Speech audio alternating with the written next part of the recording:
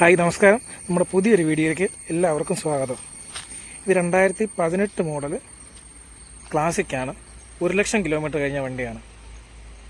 അപ്പോൾ നമുക്കിതിൻ്റെ ഓണറെ വീഡിയോയിലേക്ക് സ്വാഗതം ചെയ്യാം.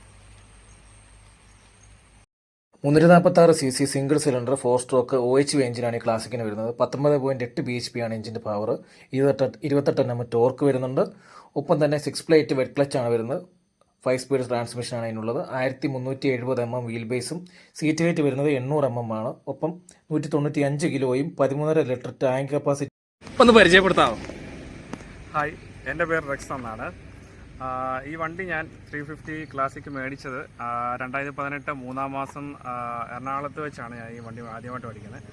ആ സമയത്ത് ഇതിൻ്റെ ഗൺമെറ്റൽ ഗ്രേ എന്ന് പറഞ്ഞാൽ ഈ കളറ് ആദ്യമായിട്ട് ലോഞ്ച് ചെയ്ത സമയം ഇത് കണ്ടപ്പോഴേ എനിക്ക് ഇഷ്ടപ്പെട്ടു. അന്നേരം തന്നെ ഓർഡർ ചെയ്ത് ബുക്ക് ചെയ്ത് അതിന് മുന്നേ തന്നെ 6 മാസം വെയിറ്റിംഗ് പീരീഡൊക്കെ ഉണ്ടായിരുന്നു ആ സമയത്ത്. അത് കഴിഞ്ഞിട്ടാണ് വണ്ടി എൻ്റെ കൈ കിട്ടിയത്. ഇപ്പം വണ്ടി 1,00,000 കഴിഞ്ഞ് ഒരു 19,000 കിലോമീറ്ററോടെ ഓടിയിട്ടുണ്ട്. എനിക്ക് മെയിൻ്റനൻസ് ഒക്കെ വരും. അത് നമ്മുടെ ഇപ്പോൾ റെഗുലർ യൂസാണ്. ഞാൻ പൊതുവേ ഈ വണ്ടി മാത്രമേ യൂസ് ചെയ്യാറുള്ളൂ. പേഴ്സണലായിട്ട് യൂസ് ചെയ്യുന്നത് ഈ വണ്ടിയാണ്. എല്ലാ ദിവസവും ഏകദേശം 80 കിലോമീറ്ററൊക്കെ എൻ്റെ ജോലിയുടെ ഭാഗമായിട്ട് ഈ വണ്ടി തന്നെയാണ് ഞാൻ യൂസ് ചെയ്യുന്നത്. ഇതുവരെയും അങ്ങനെ വലിയ മേജർ ഇഷ്യൂസായിട്ടൊന്നും വന്നിട്ടൊന്നുമില്ല. എനിക്ക് വളരെ കംഫർട്ടായിട്ട്, മറ്റുള്ള വണ്ടികളെക്കാളും കംഫർട്ടായിട്ട് എനിക്ക് ഓടിക്കാൻ പറ്റുന്ന ഈ വണ്ടിയാണ് എനിക്ക് ഏറ്റവും കൂടുതൽ ഇപ്പോൾ ഉപയോഗിക്കാൻ താല്പര്യം ഉള്ളത്. 1,19,132 കിലോമീറ്ററാണ് വണ്ടി ഓടിയേക്കുന്നത്. കാരണം 1,00,000 കിലോമീറ്റർ കഴിഞ്ഞതിന് ശേഷം ഇത് 0.0 ആയി 1 വീണ്ടും തുടങ്ങിയതാണ്. അതാണ് 19,132 എന്ന് കാണിക്കുന്നത്. പക്ഷേ വണ്ടി എടുക്കുമ്പോഴേ 2018 എത്രയായിരുന്നു അതിൻ്റെ റേറ്റ് ക്ലാസിക്കിൻ്റെ? ആക്ച്വലി അന്ന് 1,62,000 രൂപയായിരുന്നു വണ്ടി ഓൺ റോഡ് ഇറങ്ങുന്ന സമയത്ത്. പിന്നെ അതിൻ്റെ കുറച്ച് ആക്സസറീസും കാര്യങ്ങളൊക്കെ അവർ കുറച്ച് ഡിസ്കൗണ്ട്സും കാര്യങ്ങളൊക്കെ ഉണ്ടായിരുന്നു. പക്ഷെ ഞാൻ അവിടുന്ന് ആക്സസറീസ് ആദ്യം ഞാൻ അവിടെ നിന്ന് മേടിച്ച് വെച്ചിട്ടില്ല.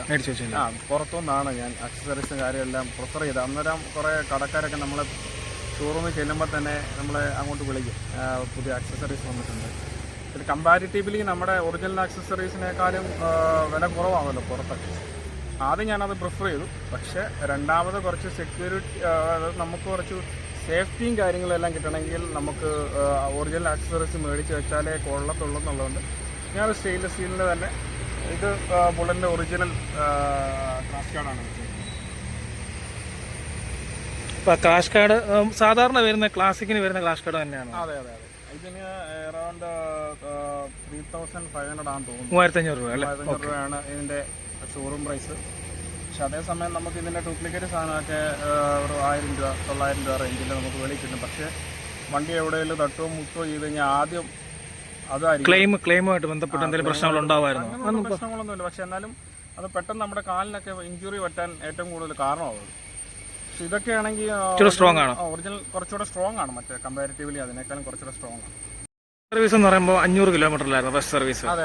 അതിനുശേഷം സർവീസിനൊക്കെ എത്ര കോസ്റ്റ് ആകുന്നുണ്ട്? സർവീസ് കോസ്റ്റ് ഫ്രീ സർവീസിന് എത്രയായിരുന്നു കോസ്റ്റ് വന്നുകൊണ്ടിരുന്നത്? ഫ്രീ സർവീസ് എന്നാലും നമ്മൾ ഇപ്പോൾ ഓയിലൊക്കെ മാറണമെങ്കിൽ അതിൻ്റേതായിട്ടുള്ള 1,000 രൂപ ഓയിൽ ഫിൽറ്ററെല്ലാം മാറുന്ന രീതിയിൽ ആദ്യമൊക്കെ ഒരു 960 അങ്ങനെ കണ്ടായിരുന്നു അതിൻ്റെ പ്രൈസ് വന്നിരുന്നത്. ഇപ്പം 1,200 വരെ അത് ആയിട്ടുണ്ട്. അതായത് പെയ്ഡ് ആയി കഴിഞ്ഞപ്പോൾ 1,200 വരെ.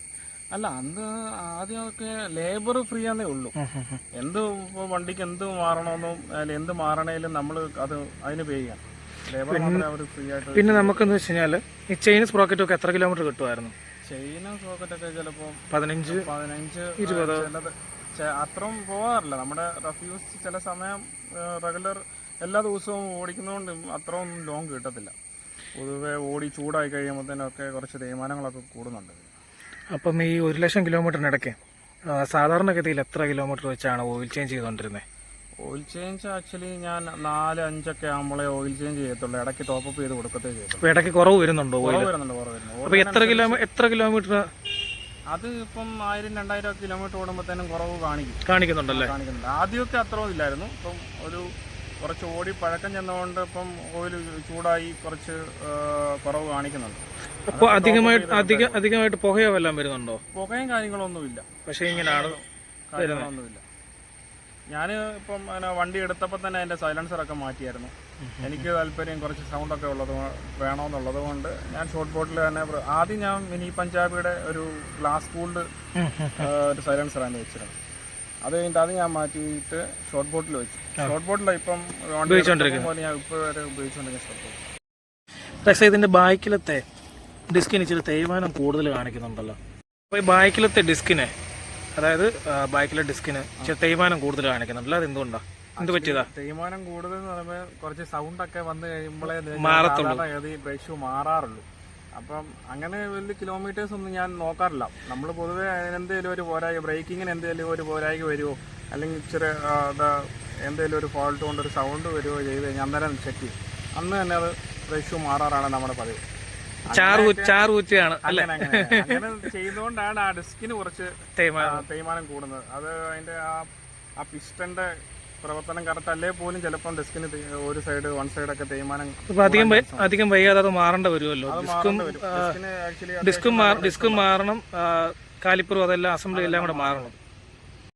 റെക്സേ, അപ്പോൾ ഈ 350 ക്ലാസിക്കിന് ഇപ്പോൾ എത്ര കിട്ടുന്നുണ്ട് മൈലേജ്? ആക്ച്വലി എടുത്ത സമയത്തൊക്കെയാണ് ഒരു 35 എബോവൊക്കെ കിട്ടുന്നുണ്ടായിരുന്നു. അതിനുശേഷം പിന്നെ തീരുന്നതിനനുസരിച്ച് അടിച്ചിടുക എന്നുള്ളൊരു കൺസെപ്റ്റേ ഉള്ളൂ. പൊതുവെ ആവറേജ് ഒക്കെ വെച്ച് നോക്കുവാണെങ്കിൽ പോലും 30 മേളിൽ കിട്ടുന്നുണ്ട് എന്തായാലും. അത്രയാണ് മൈലേജ് അല്ലേ? അത്ര മൈലേജ് കിട്ടുന്നുണ്ട്. നമ്മൾ എത്ര സ്പീഡ് ഓടിച്ചെന്ന് പറഞ്ഞാലും എത്ര ഓടിച്ചെന്ന് പറഞ്ഞാലും 30 മേളിൽ കിട്ടുന്നുണ്ട്. ഉണ്ട്. പുതിയ 350 ക്ലാസിക് വന്നിട്ടുണ്ടല്ലോ. വണ്ടി നല്ല റിഫൈൻഡ് ആണ്. പിന്നെ പൊതുവെ മറ്റേ പോലെ വൈബ്രേഷനോ കാര്യങ്ങളോ ഒന്നുമില്ല. നമ്മുടെ ഈ ക്ലാസിക്കിനെ പോലെ വൈബ്രേഷനോ കാര്യങ്ങളോ ഒന്നുമില്ല.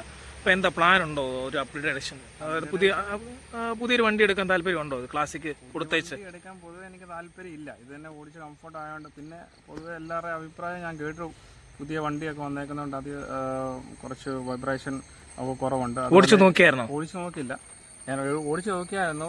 മറ്റേ സ്ക്രാമ്പർ എന്ന് പറഞ്ഞ സ്ക്രാംബ്ലർ അത് ഓടിച്ചു നോക്കിയായിരുന്നു. പക്ഷെ അതെനിക്ക് ഇഷ്ടപ്പെട്ടു.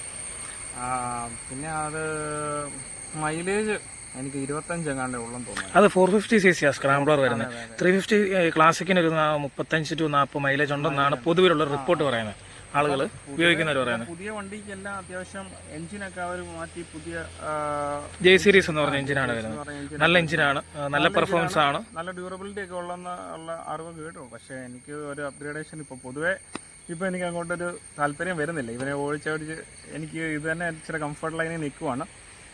അല്ല, നാട്ടിൽ നിൽക്കുവാണെങ്കിൽ പൊതുവേ ഒരു അപ്ഗ്രേഡേഷൻ നമുക്ക് ആവശ്യമുണ്ട് എടുക്കാം. പൊതുവെ ഞാനിപ്പം എൻ്റെ വൈഫ് വെളിയിലാണ്, അപ്പം അങ്ങോട്ട് പോകാൻ പ്ലാനിങ്ങിൽ ഇങ്ങനെ ഇരിക്കുന്നത്. അതുകൊണ്ടാണ് പിന്നെ വേറൊരു വണ്ടി എന്നുള്ള ഒരു കൺസെപ്റ്റിലോട്ട് പോകാം. റെക്സ, വണ്ടി ഒന്ന് സ്റ്റാർട്ട് ചെയ്യാമോ?